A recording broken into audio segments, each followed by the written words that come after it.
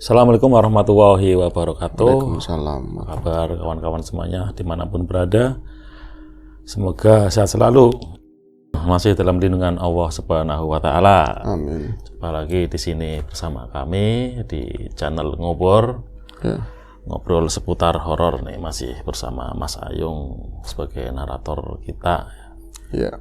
Ya, dan kali ini mungkin ada apa ya? Oh iya, bukan mungkin. Ini season yang kedua dari cerita yang kemarin itu. Karena memang cerita itu kan durasinya cukup lumayan panjang lah. Jadi kita bagi dua saja biar pemirsa nggak jenuh ya Mas Ayung. Betul. Gitu ya. Ya monggo Mas Ayung barangkali mau menyapa teman-teman. Baik. Terima kasih Bang Ogan atas tadi ya pembukanya. Tanya Pak kawan dulu seperti biasa. Assalamualaikum warahmatullahi wabarakatuh. Bismillahirrahmanirrahim. Apa kabar kawan-kawan Ngobor semua? Semoga semua dalam keadaan baik, sehat dan selalu bahagia tentunya kapanpun dan dimanapun saatnya. Ya. Kembali ada kami berdua di Ngobor, ngobrolin yang horor-horor. Terima kasih sekali untuk teman-teman yang selalu support kami dalam bentuk apapun, kami sangat menghargainya. Semoga kita tambah semangat dan masih bisa menyuguhkan cerita-cerita horor hari ini dan kedepannya ya Bang ya. Oke, di sesi yang lalu judulnya Sisi Gelap Bang. Sisi gelap. Season 2. Iya, kenapa gelap itu hanyalah untuk perumpamaan tentang hal-hal yang di luar kebiasaan. Ya bukan masalah normal gak normal ya. Manusia umum kan biasanya sesuatu yang dohir yang nampak dari indera ya, penglihatan terutama ya umum, gak bisa melihat hal yang seperti itu yang gaib. Sedangkan di cerita yang lalu dan niatnya insya Allah ini sambungannya, ada orang-orang yang dianugerahi mampu melihat dimensi-dimensi astral. Adakah itu memang karunia murni seperti itu? Adakah ada turunan ilmu luhur? Ada juga yang memang lewat belajar dan lain-lain. Dan di era yang semodern ini ya Mas Ayung, ya, mungkin kan orang berpikir itu cuman lebih banyak mengabaikan, itu cuman tahayul, ini nggak ada yang seperti itu. Kan ada yang seperti itu. Betul. Saya rasanya sangat munafik sekali. Tapi memang ada, mau nggak mau ya kita bertuhan Gusti Allah yang maha gaib. Ya yang gaib yang lainnya pasti ada. Apalagi kami membawakan horor, tentu kalau kami nggak mempercayai tentang gaib ya nggak mungkin ya channel seperti ini kami bicarakan, kita ngobrol sama teman-teman kan seperti itu. Dan menariknya lagi, kalau dulu itu sesuatu yang sifatnya kegoiban berhubungan sama lelembut, klinik dan lain-lain, itu biasanya praktik itu kebanyakan mindset kita akan lari ke tempat yang jauh di sana, pedesaan, lembah-lembah, gunung-gunung. Orang-orang yang masih bersentuhan langsung dengan alam, seorang mbah yang gelang akar baharnya banyak, cincinnya segede-gede gaban, ya kan, kumisnya lois, mambune iki kemenyan dan lain. Sekarang kan udah perubahan ya, justru beberapa yang saya jumpai justru spiritual, paranormal itu ya kayak orang-orang yang pendidikan, justru yang parlente, yang nggak kelihatan sama sekali lah. Cuman kalau misalnya dia nggak ngekspos keluar bahwa saya seorang spiritual, orang nggak ada yang tahu, kecuali yang mengetahui yang bisa mendeteksi energi orang tersebut, kayak gitu. Nah, oke, ini lanjutan dari cerita kemarin. Ceritanya Mbak Indri ya, seorang perias artis. Jadi sampai di tahun tersebut, di 10 tahun yang lalu, masih dalam pertanyaan besar sebenarnya tentang dirinya dia sendiri. Kenapa aku nggak seperti yang lain begitu ya, dan kemampuannya, kebisaannya itu, kok aku bisa seperti ini, bisa melihat hal-hal yang gaib, bisa merasakan. Terkadang juga nggak bisa melihat, kayak yang peristiwa kemarin, yang bantuin ini, yang cap tangan itu siapa, dia nggak ngerti, tapi merasakan hal aneh gitu kan. Terus yang ngasih tahu kawannya atau kakaknya itu Kak Dendi, itu ada yang bantuin. Dan sering kali ngerasain hal-hal yang seperti itu, bersentuhan langsung sama hal-hal gaib. Dia belum tahu aku itu siapa, kenapa dan lain-lain kan ya. Nah, di sesi kemarin di tahun tersebut, dengan kebiasaannya dan hari-hari yang dia nggak jauh dari banyaknya mistik, hal-hal yang nggak ketemu nalar menjadikannya itu kadang dijauhi sama orang-orang, bahkan nyampe ke sananya itu banyak akhirnya pelanggan atau yang pakai jasanya dia itu banyak semingkir, banyak yang menghindar, ya kan, karena memang kemampuan tersebut akhirnya bisa mendeteksi ini si artis ini pakai apa, susuknya kelihatan, apanya kelihatan semua, mereka seperti lebih nggak ingin diketahui. Iya. Ini kemarin di sesi berikutnya adalah dia itu ngerias seorang entertainer ya, seorang artis dan juga seorang drummer yang kemarin disebut nama samarannya adalah Siti Soekaisi. Nah, itu lagi syuting produk minuman ringan, minuman menyegarkan ya Pak ya. Dan sampai sekarang juga masih eksis minuman tersebut. Itu cukup lama, berarti puluhan tahun. Ada peristiwa seperti itu, dan semakin ada hal poin penting ya dalam dirinya Mbak Indri. Aku kecele dalam artian saya pikir kalau orang-orang yang bisa seperti itu entah belajar, entah keturunan atau apa, ya bentukan manusia seutuhnya gitu. Artinya laki-laki ya laki-laki, perempuan ya perempuan. Itu kok ini kan setengah angel-angel gitu loh. Ada juga yang homo tapi bisa seperti itu. Saya jawab dengan gampang aja, ngapain bingung? Kan setiap orang yang seperti itu, ada juga yang memang haknya diturunkan dari Gusti Allah dan langsung bisa melihat seperti itu tanpa perantara, maksudnya harus ada kondom pendamping atau ilmu turunan dari leluhur, ataupun dia belajar atau dikasih sesuatu untuk bisa melihat. Ada juga yang memang karena kebiasaannya, caranya, kehidupannya itu memunculkan makhluk itu akhirnya nemplek di dalam dirinya, mendarah daging, ya dia bisa melihat otomatis ya, seperti penglihatannya makhluk dalam dirinya. Apalagi misalnya yang gombreng seperti itu, kaum Sodom zaman tahun jebot, tuannya udah kayak apa. Makanya sulit kan orang yang udah seperti itu. Saya nggak mengesampingkan, bodo amat kalau teman-teman misalnya mau komen terus nggak boleh kayak gitu mas, itu saya menghargai atau tidaknya gitu ya, terlepas dari itu semua itu ujian gitu kan.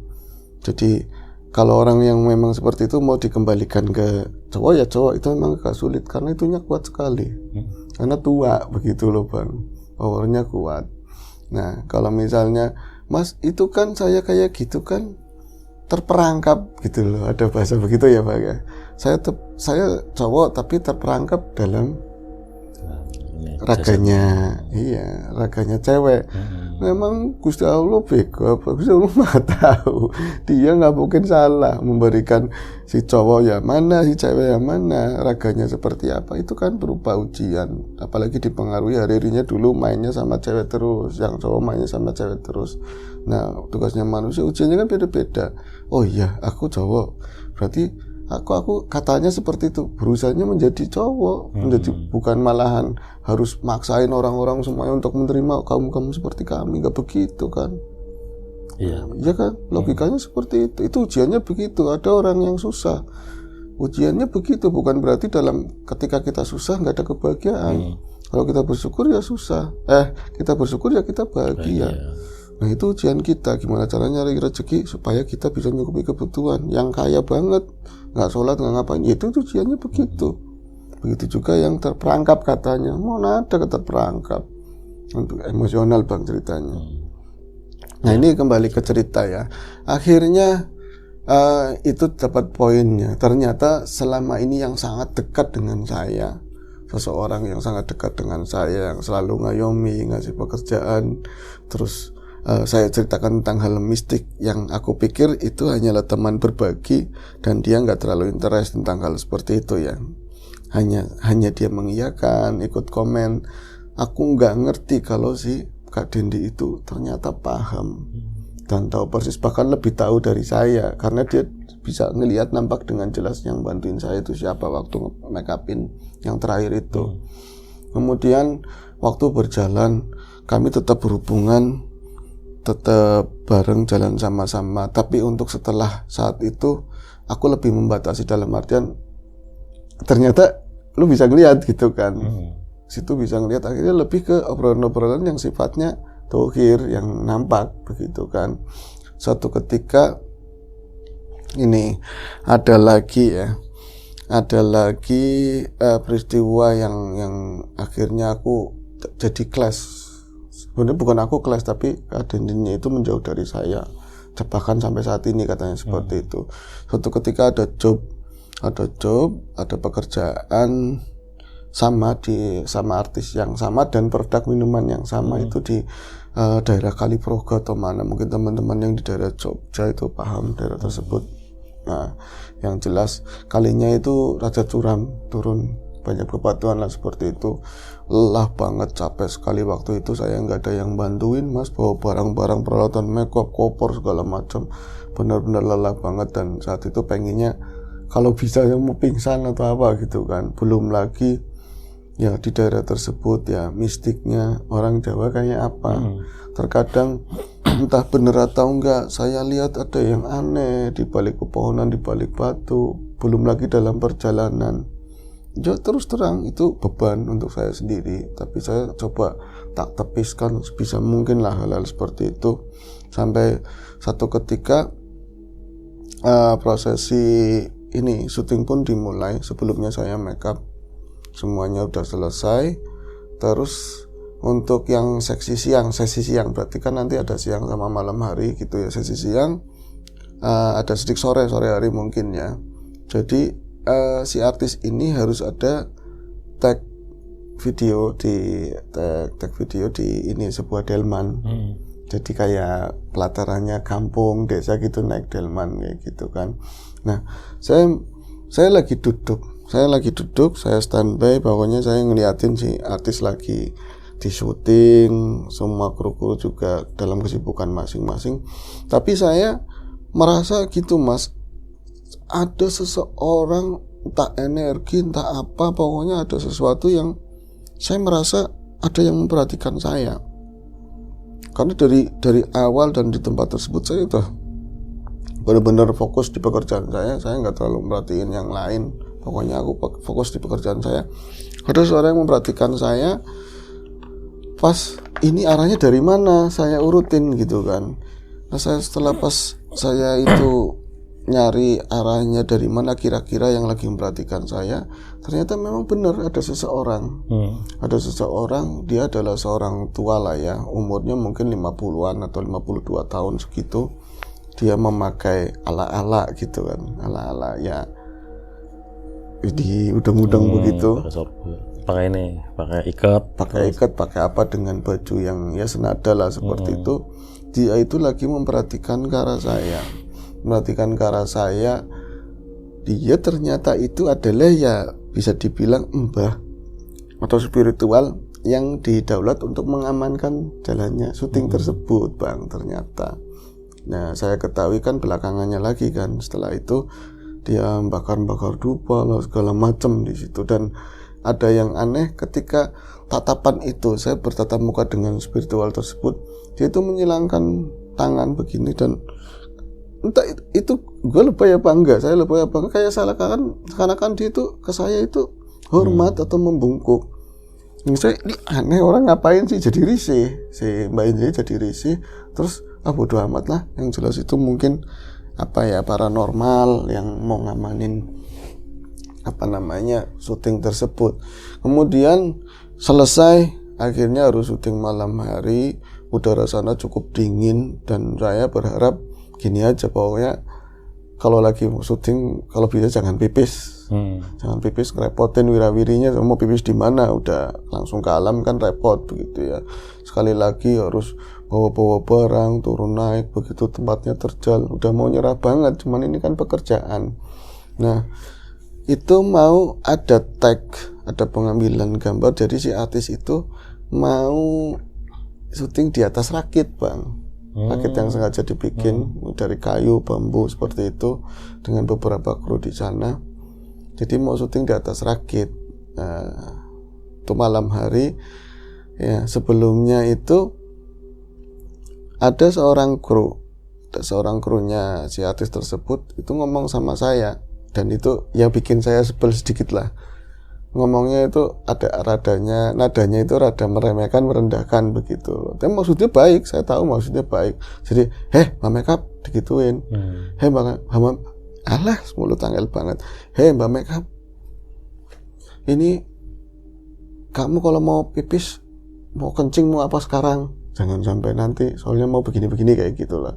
Ya niatnya kan baik begitu ya, karena memang dingin nanti bakal, tapi nadanya itu seolah-olah ngerendahin, ngejek kayak gitu loh. Abung-abung saya tukang make up, tapi kan belum tahu saya siapa. Enggak bercandanya begitu. Saya udah make upin Joe Biden apa segala, enggak sih, make upin artis gitu kan. Nah, itu dalam kejengkelan saya itu saya nggak tahu, saya kayak seolah-olah sebel banget orang kok begitu banget gitu kan. Jadi ngomong sih bener, tapi nadanya itu kayak sarkas, kayak seakan-akan merendahkan begitu. Akhirnya prosesi syuting pun dimulai begitu, tapi sebelumnya saya batin dalam diri saya, istilahnya begini ya, hei sesuatu hei tubuh saya gitu loh, hei tubuh saya itu mau syuting di daerah sini begitu. Itu ngomong sama diri saya sendiri, jangan sampai, tolong amanin saya, jangan sampai ada apapun, terus jangan sampai saya pipis, bangsanya seperti itulah pokoknya. Nah, supaya semuanya lancar sampai selesai, moga-moga nggak lama. Saya cuma ngomong seperti itu. Akhirnya proses syuting pun dilakukan. Itu malam hari dengan ya, uang syuting gimana sih mas, dengan berbagai lampu ya seterang itu, dalam gelapnya malam di tengah kali itu curam begitu licinnya kayak apa, saya sehati-hati mungkin pokoknya. Ya jadi banyak orang, termasuk saya lihat juga ada spiritualnya di situ. Kemudian saya lihat si kru tersebut juga masih dengan kecongkakannya loh, seakan-akan gue nih krunya si artis terkenal ini gitu. Dia ikut naik di atas rakit bang, naik di atas rakit, dan belum banget itu dimulai, udah mau tag gitu kan, belum, masih persiapan, dan mereka semua ada di atas rakit itu berapa orang. Ini tiba-tiba nggak ada angin, nggak ada apapun, pokoknya angin sih ada tentu ya, tapi nggak berhembus. Air itu tenang, ala-ala kali sana gitu ya, tenang. Tiba-tiba si kru tersebut kejeblos, itu jatuh ke air. Kalau misalnya di pinggir masuk akal, dia itu nggak di pinggir. Kalau di pinggir kan mengijaknya salah, itu mending bang. Jadi kayak di tengah begitu loh, posisinya di tengah itu apa? Dia itu tahu-tahu kepelanting, jatuh ke air, dan yang lebih parah lagi, ya akhirnya ambiar semua. Tangannya itu megang si artis tersebut, bang. Artis tersebut itu kepegang, akhirnya ke bawah itu ambiar semua di situ, bilang. Itu saya merasa bahwa ini pasti kesalahan saya, karena saya mungkin tadi emosional sama orang yang kru tadi loh, yang apes kan pertama si kru tadi, akhirnya bawa apes yang lain gitu kan. Saya agak marah ke dia, terus akhirnya jadi ada kejadian gak diinginkan, semuanya berantakan waktu itu, jatuh kan. Dan saya paling yang gak enak bukan ke siapa-siapa, ke si paranormal yang bongkok begini. Jadi seolah-olah apa ya, dia itu gak mampu mengamankan jalannya syuting bang. Jadi seolah-olah itu dia nggak mampu, padahal ya dia mungkin udah berusaha baik, tapi apa saya gara-gara tapi itu jadi beban buat saya. Dan memang itu sampai 2 hari di sana, apa ya, kalau nggak salah ceritanya 2 hari di sana, dengan berbagai hal yang saya temui. Namanya di Jogja ya, dekat Wong sana kan dulunya ya kerajaan, sampai sekarang juga masih aktif dengan berbagai ritual dan lain-lainnya kan. Otomatis banyak sekali yang saya bisa lihat di sana, tapi aku nggak mau cerita 1-2-nya. Ini saya mau nitik perhatiannya sih cerita ini ke teman saya yang namanya Dendi itu katanya. Akhirnya pulanglah kami dari Jogja. Saya kecewanya bukan apa-apa. Kalau misalnya itu 3 hari ya, nggak salah 3 hari. Biasanya satu hari aja dibayar sampai 4 juta di tahun itu ya, 10 tahun silam 4 jutaan. Kok ini 3 hari 4 juta? Berarti kan ada yang salah, something wrong katanya begitu. Cuman ini kan urusan manajer saya. Akhirnya kan bisa saya nggak ngurusin itulah. Pokoknya aku udah capek banget, saya pulang begitu kan. Terus Dan saya ceritain semua kejadian itu sama si Dendi tersebut. Saya cerita bla bla bla bla bla semua kejadian itu, dan dia ya seperti biasa begitu kan. Akhirnya ada kejadian yang bikin saya akhirnya nggak ketemu lagi sama si Dendi itu. Jadi di satu pertemuan lagi saya ketemu. Jadi lama bang, lama sekali nggak ketemu sama si Dendi itu. Biasanya dia itu kontak selalu apa-apa itu, Ndri kamu di mana, kamu itu Habib mau minta oleh-oleh apa dan lain. Kalau dia lagi ada job dimanapun seperti itu. Tapi ini kok tiba-tiba senyap, dan satu ketika memang harus ketemu sama si Dendi dalam ya artis-artis lagi pada inilah, lagi pada tag, kita ada di ruang makeup. Terus saya deketin saudara saya itu, kakak saya lah yang akrab banget dengan saya. Saya bilang begini, Kak, kamu itu, lo itu kemana aja? Kenapa nggak menghindar gitu? Kayak seakan-akan tuh menghindar dari saya. Kok kita kan nggak pernah ketemu gitu kan, nggak sulit banget dihubungin. Dia itu kok nadanya cuman diem gitu loh. Saya akhirnya kan cerita macam-macam, cerita lagi begini begitu. Lu tuh sebenarnya siapa sih? Tiba-tiba tuh dia marah, omongan tiba-tiba marah. Maksudnya apa kak? Gila lo, emang lu pikir dia tuh tau-tau marah? Itu nggak pernah marah sekalipun sama Mbak Indri, nggak pernah marah sekalipun, walaupun dia dalam keadaan kesel pekerjaan dan lain-lain, nggak pernah dia marah-marah sama saya begitu kan. Itu tiba-tiba dia ngomong, lu tuh sebenarnya siapa sih kayak gitu? Maksudnya apa nih kayak gitu kan? Kamu pikir, lu pikir katanya, ketika lu cerita semuanya tentang hal mistik yang lu temuin bukan beban buat gue katanya. Ya gitu. Jadi kalau ngertinya Mbak Indri ya cerita-cerita aja, ya kan, berbagi. Nah, dia ngertinya kan ini nggak bisa ngerasain, nggak bisa ngeliat. Ternyata bagi si Dendi itu ketika Indri cerita tentang hal-hal mistik, Dendi itu langsung kayak ada di situ. Jadi kepantau semua yang diceritain apa, kejadian apa. Misalnya ada hantu, ada apapun di situ, dia tahu dan ngeliat gitu kan. Akhirnya apa? Itu marah-marah, dan lu tahu ketika saya saking jengkelnya, saya ini udah nggak bisa nahan lagi gitu. Ketika kamu sering cerita-cerita begitu, saya nggak bisa nahan lagi, dan hasilnya aku kepo, penasaran begitu. Kamu itu tuh siapa? Kok ngalamin kejadian banyak banget begitu dan gede-gede semua powernya gitu kan. Akhirnya aku tuh penasaran. Aku penasaran sama kamu. Gue tuh penasaran sama lo gitu kan. Nah itu nih hasilnya kayak gitu. Ini hasilnya itu nunjuk mata sebelah kiri. Kenapa itu? Itu ya memang waktu itu udah sembuh bang, udah nggak ini. Tapi dia ngeliatin fotonya. Ternyata saya kaget luar biasa Mas Ayung katanya.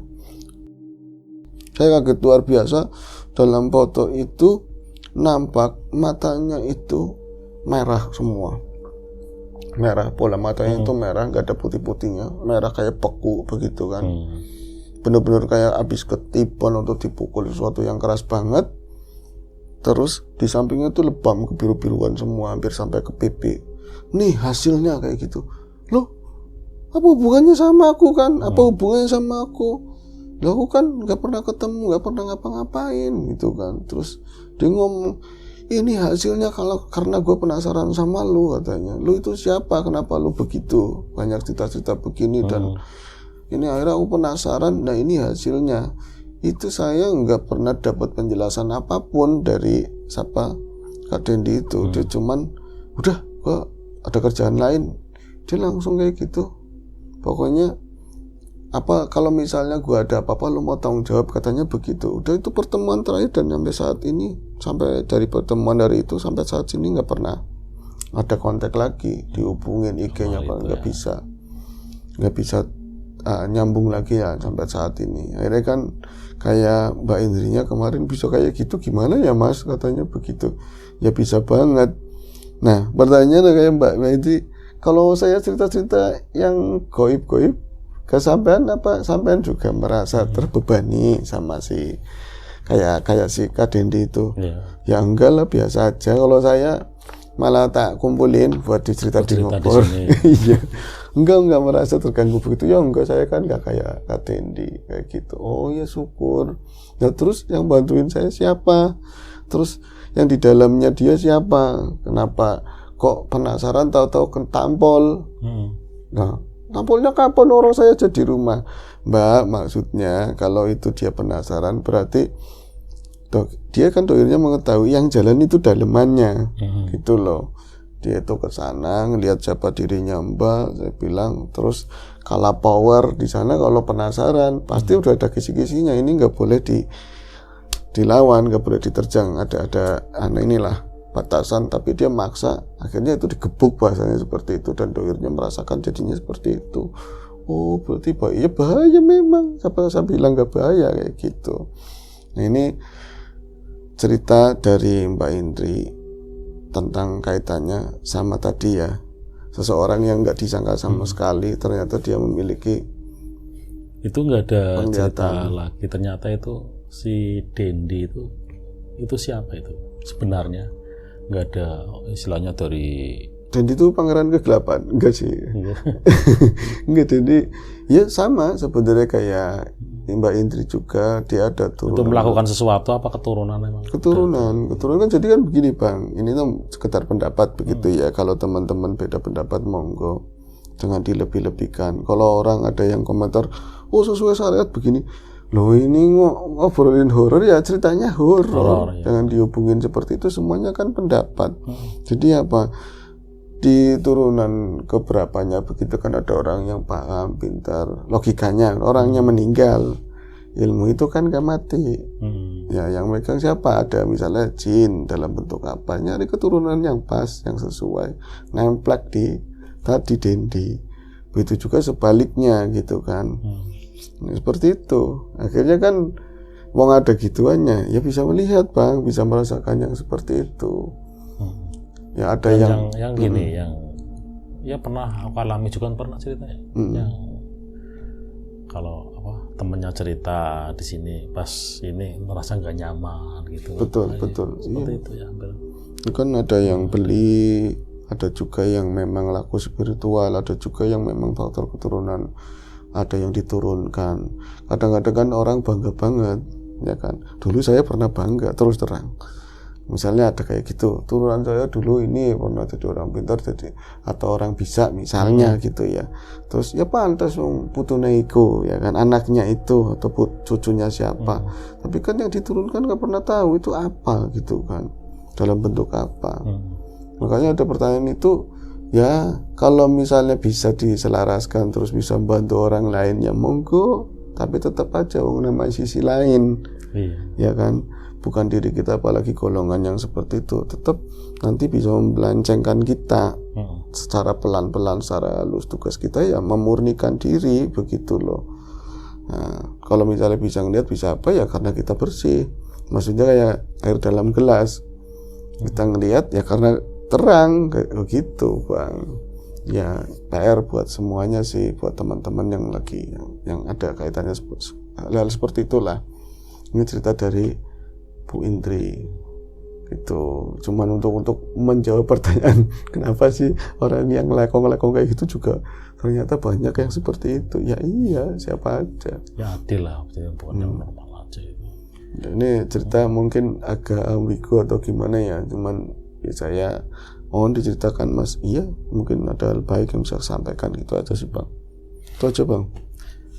Ya itu saja sasaran 2 dari sisi kegelapan ya, cerita yang sambung yang kemarin ya, dan cerita sangat menarik sekali sampai saya terkandung-kandung Mas Ayung. Ya itu saja persembahan dari kami, sampai jumpa di ngobrol berikutnya, mungkin masih sama saya atau sama Mas Riam Biru. Itu saja dan saya akhiri. Wassalamualaikum warahmatullahi wabarakatuh.